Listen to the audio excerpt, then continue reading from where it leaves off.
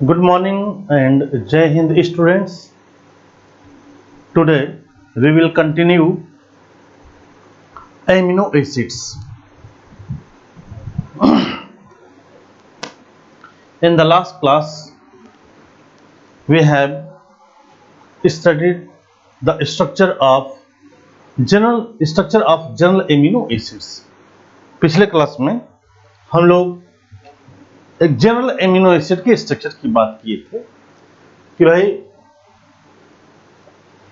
ये amino acids का मतलब होगा कि एक तरफ एमिन एक कार्बन एटम से कार्बन एटम के एक तरफ एमिन ग्रुप दूसरी तरफ कार्बोक्सिलिक एसिड ग्रुप ऐसे कंपाउंड्स जिसमें एमिनो और एसिड ग्रुप दोनों एक साथ जुड़े हों उसको कहेंगे एमिनो एसिड्स। ये एमिनो एसिड्स हो गए। एमिनो एसिड्स, एक बात ध्यान देना है कि ग्लाइसिन को छोड़कर के एक एमिनो एसिड है ग्लाइसिन, उसका स्ट्रक्चर देखेंगे ना। ग्लाइसिन को छोड़कर जितने भी एमिनो एसिड हैं सभी ऑप्टिकली एक्टिव होते हैं। और ग्लाइसिन क्यों ऑप्टिकली एक्टिव नहीं होता है? इसलिए कि ग्लाइसिन में R की जगह पे यहाँ पे H होता है। तो अब ये कार्बन एटम तो एसिमेट्रिकल नहीं रहा ना, इसलिए ये एमिनो एसिड है ग्लाइसिन। ये एमिनो एसिड ग्लाइसिन कहलाएगा। कुल मिलाकर के 20 टाइप्स के एमिनो एसिड्स हैं और सभी एमिनो एसिड्स में इतना पार्ट सेम होता है, सिर्फ यही R एल्काइल ग्रुप R में डिफरेंस होता है। तो सभी एमिनो एसिड ग्लाइसिन को छोड़कर बाकी सभी एमिनो एसिड ऑप्टिकली एक्टिव होती है। तो इस बात को हम लोग नोट करना चाहें तो नोट कर सकते हैं।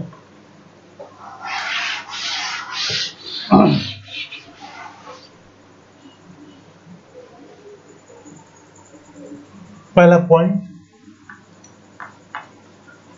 देयर आर 20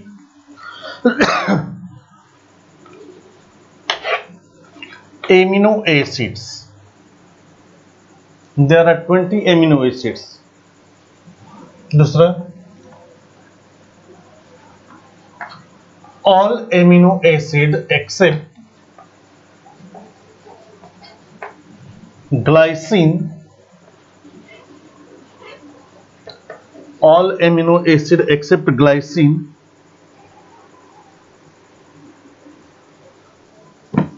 are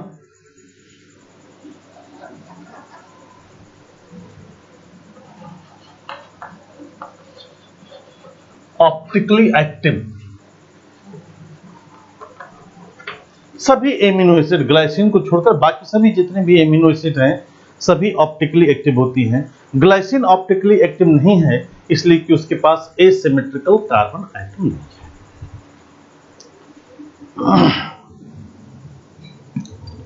अब हम एमिनो एसिड को क्लासिफाई करेंगे, एमिनो एसिड के क्लासिफिकेशन की बात करेंगे। देखें, हम लोग पढ़ेंगे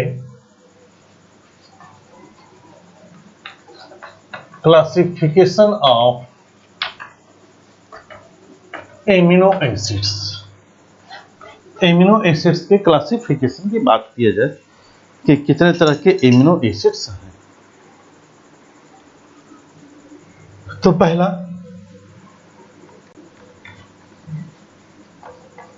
on the basis of nature,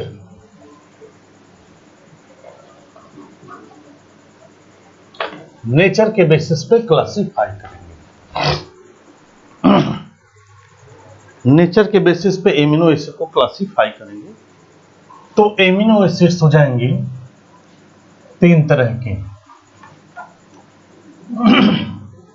types की बात करें, एमिनो एसिड कितने तरह के होंगे?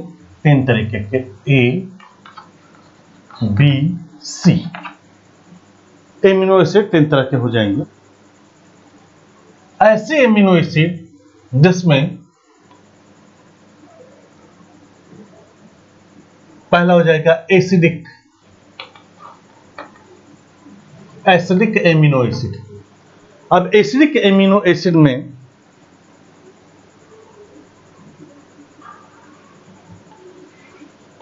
कार्बोक्सिलिक ग्रुप का नंबर एमिनो ग्रुप के नंबर से ज्यादा होगा। ऐसे एमिनो एसिड जिसमें कार्बोक्सिलिक ग्रुप का नंबर एमिनो एसिड से ज्यादा होगा उसको कहेंगे एसिडिक एमिनो एसिड। दूसरा है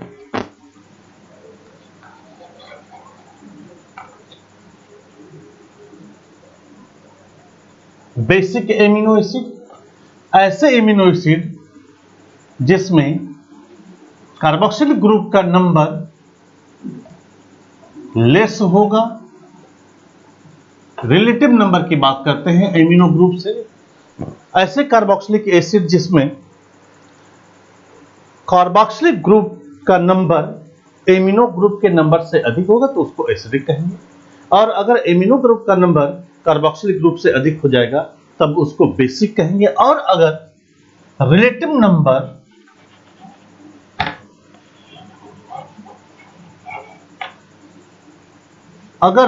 नंबर कार्बोक्सिलिक एसिड और एमिनो ग्रुप दोनों का नंबर अगर इक्वल हो जाए तो इसको कहेंगे न्यूट्रल एमिनो एसिड। इसका मतलब एमिनो एसिड हो गया तीन तरह का। There are three types of on the basis of कहेंगे टाइप्स नेचर की वजह कहें on the basis of relative number कहेंगे relative number of carboxylic group and amino group.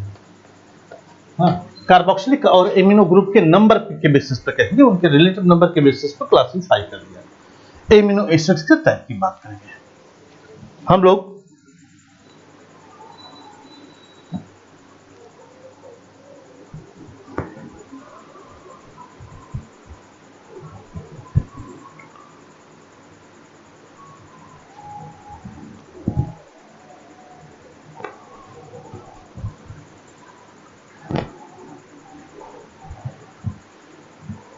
Amino acid को फर्दर क्लासिफाई कर सकते हैं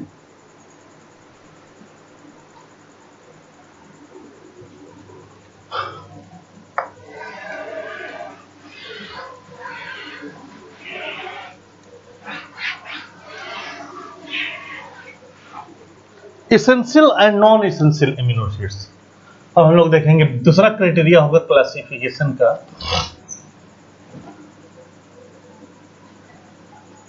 on the basis of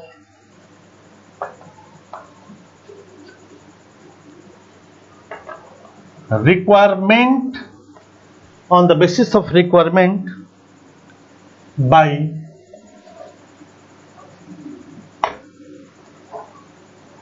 or body।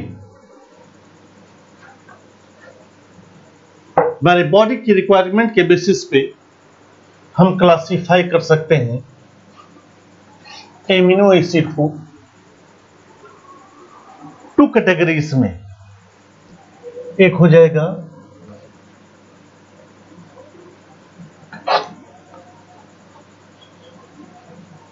Essential amino acid और दूसरा हो जाएगा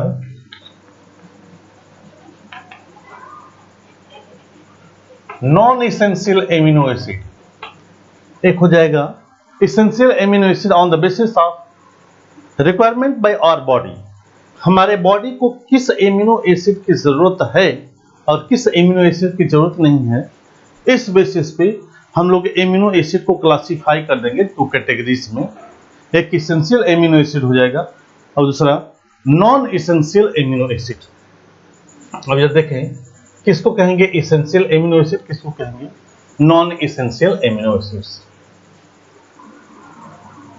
जिस एमिनो एसिड का सिंथेसिस हमारी बॉडी में नहीं होता है, जिस एमिनो एसिड का सिंथेसिस हमारी बॉडी में नहीं होगा, उसके रिक्वायरमेंट को हम लोग डाइट से फुलफिल करेंगे। उसका सोर्स प्लांट होता है, डाइट से फुलफिल करते हैं उसकी रिक्वायरमेंट को। ऐसे एमिनो एसिड को एसेंशियल एमिनो एसिड कहते हैं।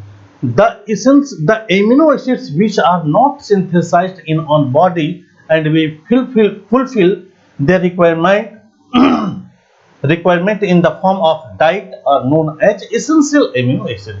जिस एमिनो एसिड का हमारे बॉडी में सिंथेसिस नहीं होता है और उसके रिक्वायरमेंट को हम लोग फुलफिल करते हैं डाइट के फॉर्म में, उसको क्या कहेंगे? कहेंगे एसेंशियल एमिनो एसिड। और जिस एमिनो एसिड का सिंथेसिस हमारी बॉडी में खुद हो जाता है, अपने आप हो जाता है, उसको कहते हैं नॉन एसेंशियल एमिनो एसिड। अब उस एमिनो एसिड की हमारी बॉडी में जरूरत नहीं है, क्यों? इसलिए कि हमारी बॉडी में खुद उसका सिंथेसिस हो जाता है। तो एसेंशियल और नॉन एसेंशियल एमिनो एसिड देख सकते हैं हम लोग। एसेंशियल एमिनो एसिड्स की बात करें तो essential amino acids these are not synthesized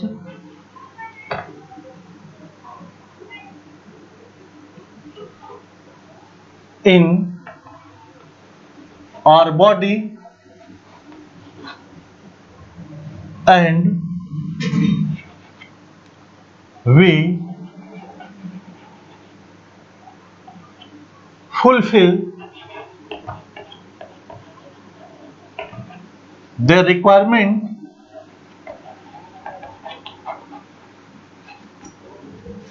in the form of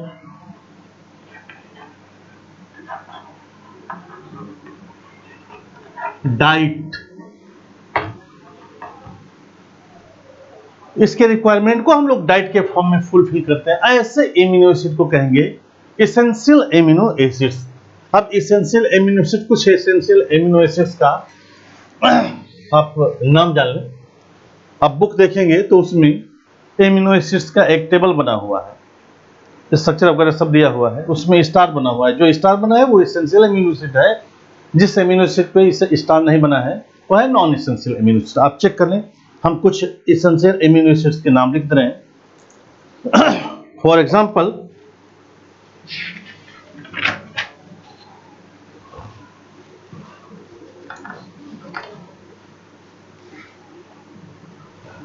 violin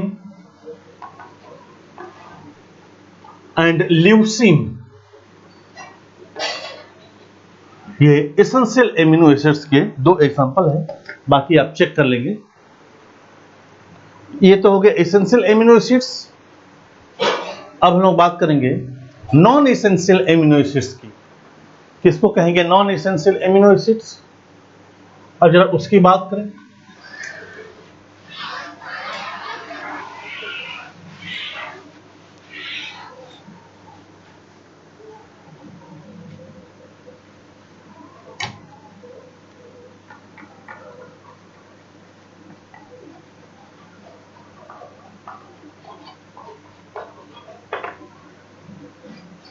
non essential amino acids जिस एमिनो एसिड का सिंथेसिस हमारे बॉडी में खुद हो जाता है उसको कहते हैं नॉन एसेंशियल एमिनो एसिड। तो इसका मतलब हुआ this amino acids are synthesized in our body। हमारे बॉडी में इन एमिनो एसिड का सिंथेसिस खुद हो जाता है। अब नॉन एसेंशियल एमिनो एसिड्स का एग्जांपल हम लोग देख सकते हैं।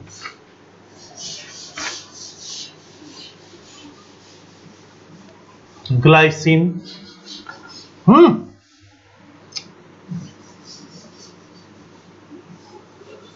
अरे ग्लाइसिन, एलानिन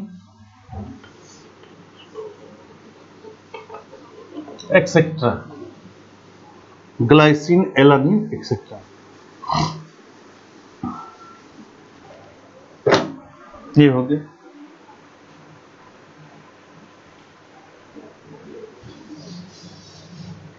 तो ये एमिनो एसिड का क्लासिफिकेशन हम लोग सीख लिए।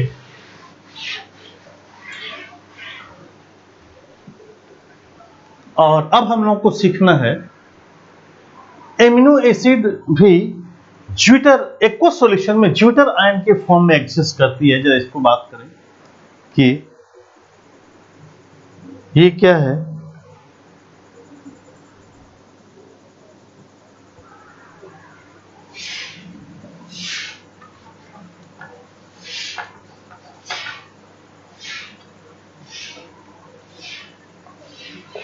ज्विटर आयन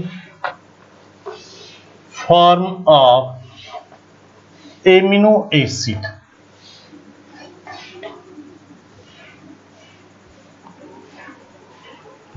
एक्वस सॉल्यूशन की बात करें, एक्वस सॉल्यूशन में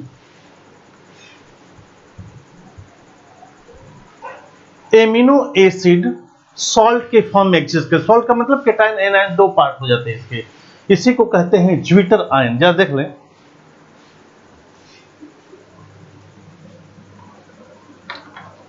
in aqueous solution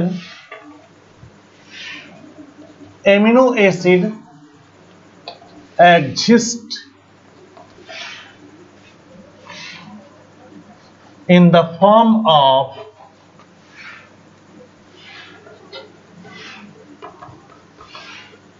zwitter ion.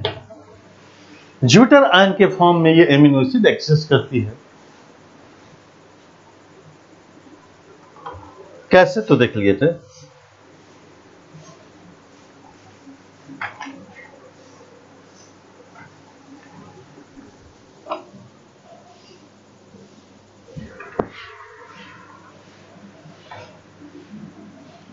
C यहां कर दिया H, यहां कर दिया R, यहां कर दिया NH2, और ये हो गया COOH। एक्वस सॉल्यूशन में देखिए, एक्वस सॉल्यूशन में एसिड की तरह बिहेव करेगा और ये प्रोटॉन लूज करेगा, ये बेस की तरह बिहेव करेगा और प्रोटॉन को एक्सेप्ट कर लेगा। इसका मतलब ये कंपाउंड इस फॉर्म में एग्जिस्ट करेगा। यहां हो जाएगा H, यहां हो जाएगा R, यहां हो गया NH3+ और यहां हो गया COO-। देखिए, एक एक कंपाउंड में नेगेटिव और पॉजिटिव, ऐसे कंपाउंड जिसमें नेगेटिव और पॉजिटिव दोनों पार्ट पाए जाते हैं तो सॉल्ट की तरह बिहेव कर रहा है। और ऐसे कंपाउंड को क्या कहेंगे, डाइपोलर कंपाउंड। डाइपोलर कंपाउंड को, जिससे डाइपोलर मींस दोनों pole, positive negative pole same compound में एग्जिस्ट करे, उसको क्या कहते हैं, कहते हैं ज्विटर आयन। तो एमिनो एसिड भी एक्वस सॉल्यूशन में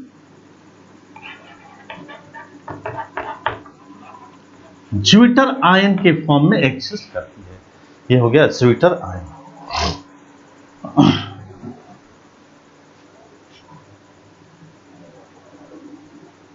अब आगे बढ़ें।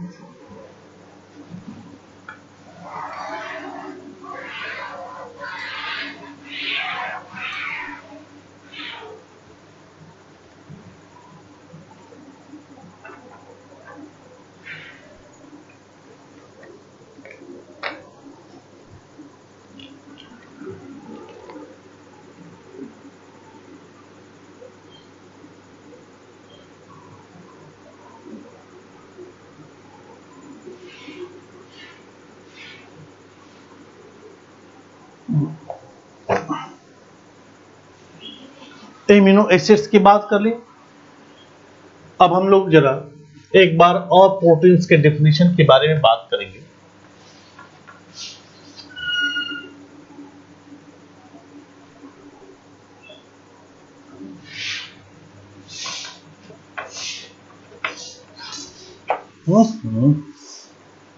प्रोटीन्स के डेफिनेशन के बारे में एक बार और बात करेंगे हम लोग। एक कल हम लोग प्रोटीन को डिफाइन किए थे कि भाई proteins are polypeptide chain of amino acids. Amino acid के पॉलीपेप्टाइड चेन को कहते हैं प्रोटीन। लेकिन वहां कंडीशन क्या है कि वहां ये protein more than 100 amino acid का रेशियो होना चाहिए। उसमें एमिनो एसिड की संख्या, प्रोटीन होने के लिए उसमें एमिनो एसिड की संख्या 100 से ज्यादा होना चाहिए और उसका मॉलिक्यूलर मास 1000 यूनिफाइड मास से ज्यादा होना चाहिए, तब कहलाएगा proteins.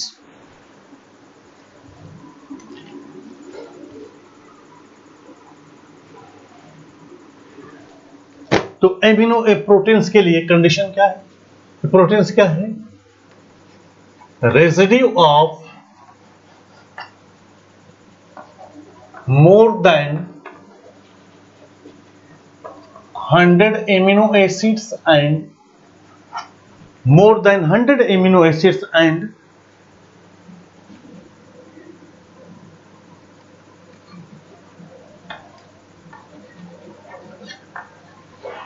molecular mass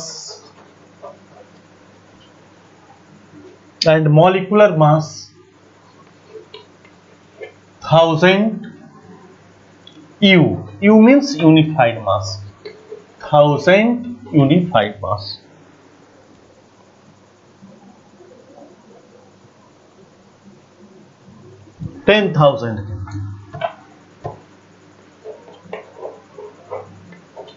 ten thousand unified mass से ज्यादा होना चाहिए, तभी ये कहलाएगा प्रोटीन्स। अब हम लोग बात करेंगे प्रोटीन्स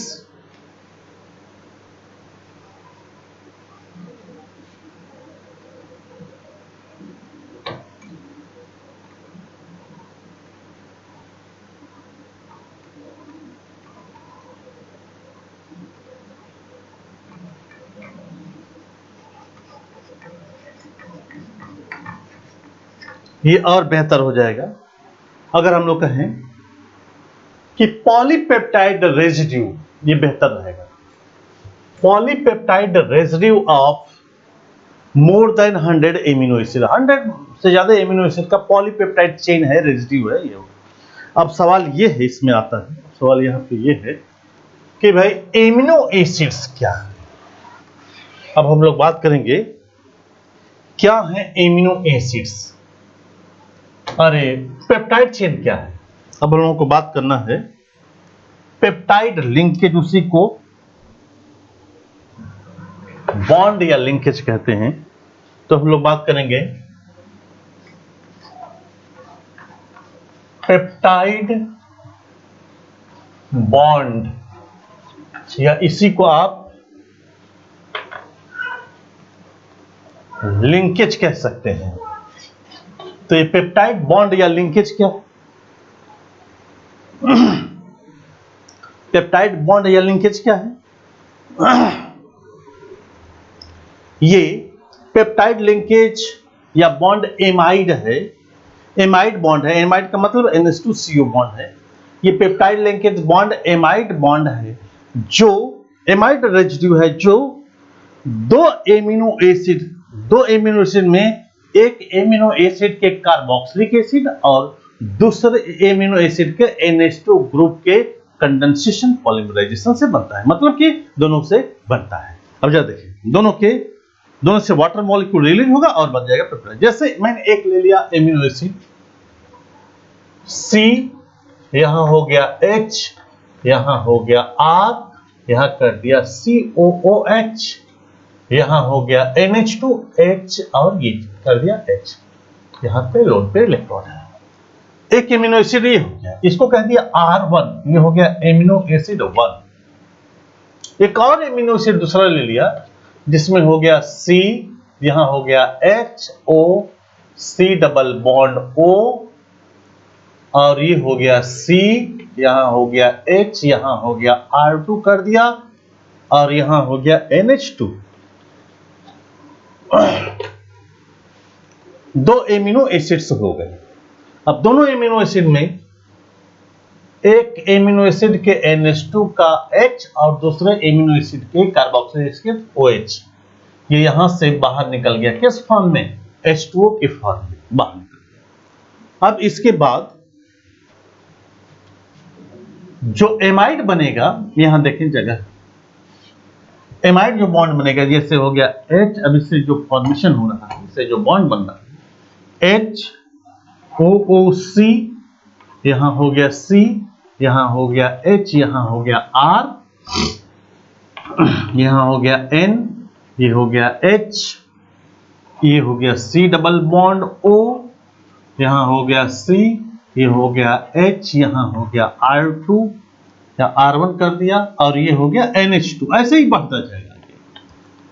ये जो बॉन्ड दिखाई दे रहा है, ये जो रेसिड्यू है, एमाइड बॉन्ड है, इसी को कहते हैं, यही बॉन्ड क्या कहलाता है, यही बॉन्ड कहलाएगा, इसी को कहेंगे पेप्टाइड लिंकेज या पेप्टाइड बॉन्ड।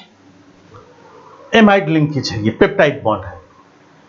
दो एमिनो एसिड, जब दो एमिनो एसिड से एक वाटर मॉलिक्यूल बाहर निकल जाए और दोनों एमाइड बॉन्ड से जुड़ जाए, तो इस बॉन्ड को कहते हैं, इस लिंकेज को कहेंगे पेप्टाइड लिंकेज। और इस तरह के बहुत से पेप्टाइड लिंकेज, इस तरह से बहुत से peptide bond, peptide bond, peptide bond, peptide bond, जब बहुत से पेप्टाइड बॉन्ड जुड़ जाएगा, बहुत से एमिनो एसिड पेप्टाइड बॉन्ड से जुड़ जाएंगे, तो उसको कहेंगे मोर देन 100, तो उसको कहेंगे पॉलीपेप्टाइड। और ये जो पॉलीपेप्टाइड चेन बनेगा, लंबा सा जो चेन बनेगा, उसी को क्या कहते हैं, उसी को कहेंगे प्रोटीन।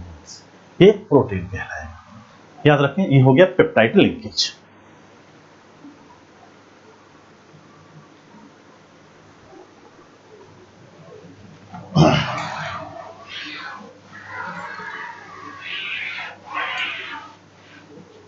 अब हम लोग को सीखना है टाइप्स ऑफ प्रोटीन्स।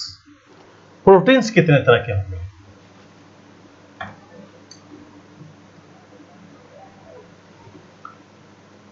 या टाइप्स ऑफ प्रोटीन से पहले हम लोग सीखेंगे स्ट्रक्चर ऑफ प्रोटीन्स। प्रोटीन्स के स्ट्रक्चर के बारे में हम लोग सीखेंगे। स्ट्रक्चर ऑफ प्रोटीन्स, प्रोटीन के स्ट्रक्चर के बारे में हम लोग सीखेंगे। तो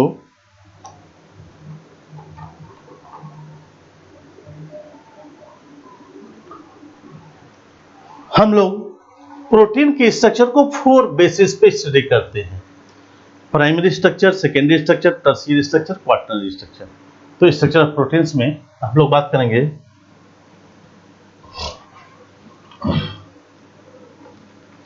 structure of proteins is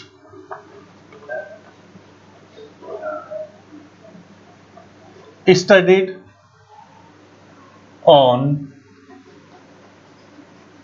4 level. 4 level पे स्टडी करते हैं। कौन कौन सा? तो पहला हो जाएगा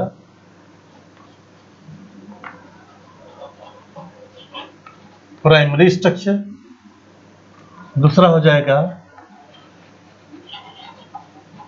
सेकेंडरी स्ट्रक्चर, तीसरा हो जाएगा टर्शियरी स्ट्रक्चर, चौथा हो जाएगा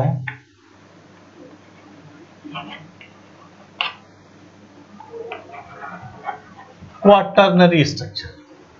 ये प्रोटीन की स्टडी हम लोग 4 लेवल पे करते हैं: primary structure, secondary structure, tertiary structure and quaternary structure.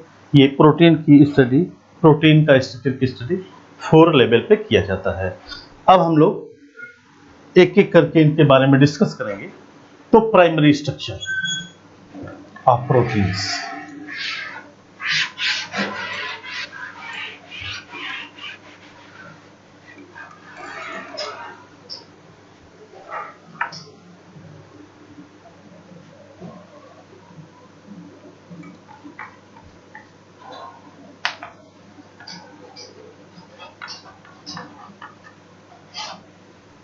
Protein के प्राइमरी स्ट्रक्चर में, प्राइमरी स्ट्रक्चर का मतलब प्रोटीन में एमिनो एसिड एक चेन में जुड़ जाएंगे, पेप्टाइड बॉन्ड, पेप्टाइड लिंकेज से एक चेन में जुड़ेंगे, इसको कहेंगे प्राइमरी स्ट्रक्चर। अब प्राइमरी स्ट्रक्चर में प्रोटीन में एमिनो एसिड के सीक्वेंस की स्टडी की जाती है कि किस एमिनो एसिड के बाद कौन सा एमिनो एसिड जुड़ रहा है, और ये एमिनो एसिड का चेन ही, एमिनो एसिड का सीक्वेंस ही डिसाइड करता है कि प्रोटीन का नेचर का क्या होगा।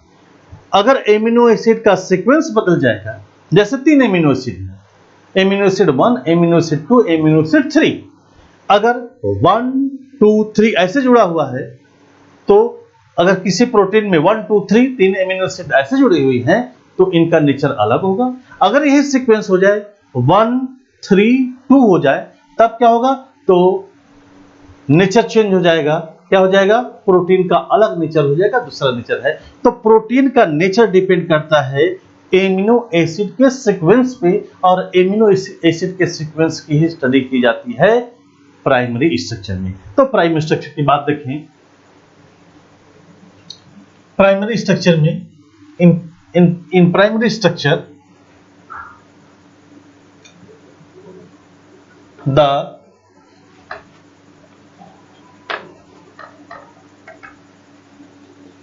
in primary structure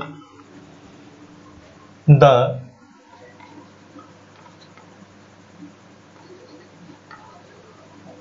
sequence of amino acid is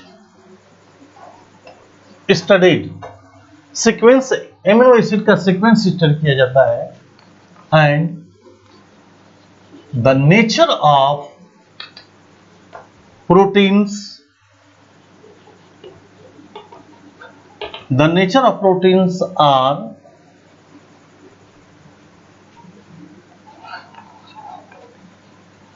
depend upon the nature of proteins are depend upon sequence of amino acids। Amino acid के सीक्वेंस पे प्रोटीन्स का नेचर डिपेंड करता है। तो ये हो गया प्राइमरी स्ट्रक्चर। अब दूसरा हम लोग बात करेंगे, तो ये हो गया प्राइमरी स्ट्रक्चर की बात। अब सेकेंडरी स्ट्रक्चर की बात करें। सेकेंडरी प्राइमरी स्ट्रक्चर को 1 डिग्री कहते हैं, सेकेंडरी स्ट्रक्चर को 2 डिग्री कहेंगे। तब हो जाएगा दूसरा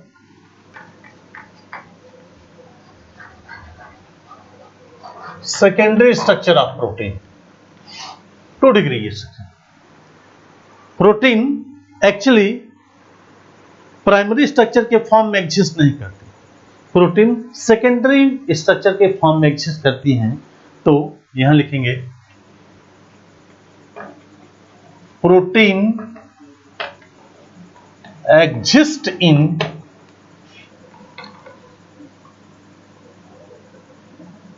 the form of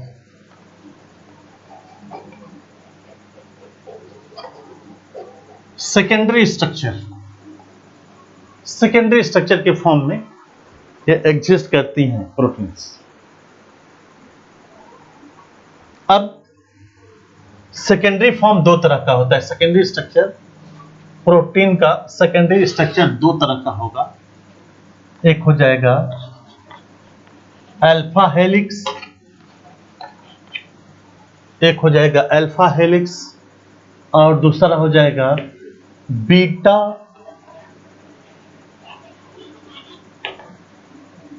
pleated sheet. एक अल्फा हेलिक्स के फॉर्म में प्रोटीन या तो अल्फा हेलिक्स के फॉर्म में एग्जिस्ट करेंगे या फिर बीटा प्लीटेड शीट के फॉर्म में एग्जिस्ट करती हैं। और ये जरा देख लीजिए दोनों, अल्फा हेलिक्स और बीटा प्लीटेड शीट क्या है।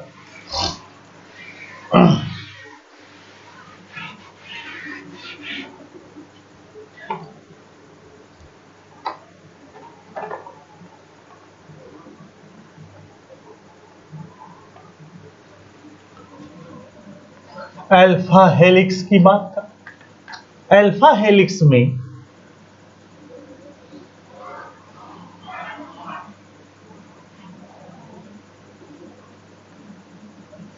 प्रोटीन, ये पॉलीपेप्टाइड चेन, अल्फा हेलिक्स में पॉलीपेप्टाइड चेन एक एक्सिस के अलोंग क्लॉकवाइज उसमें फोल्डिंग हुई रहती है, और फोल्डिंग होने के बाद ये फोल्डिंग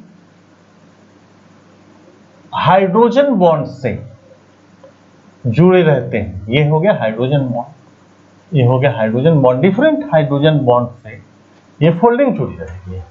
इसको कहेंगे अल्फा हेलिक्स। अब बीटा प्लेटेड शीट की बात करें, बीटा प्लेटेड शीट, अब इसमें क्या होगा कि कई एमिनो एसिड, कई पॉलीपेप्टाइड चेन,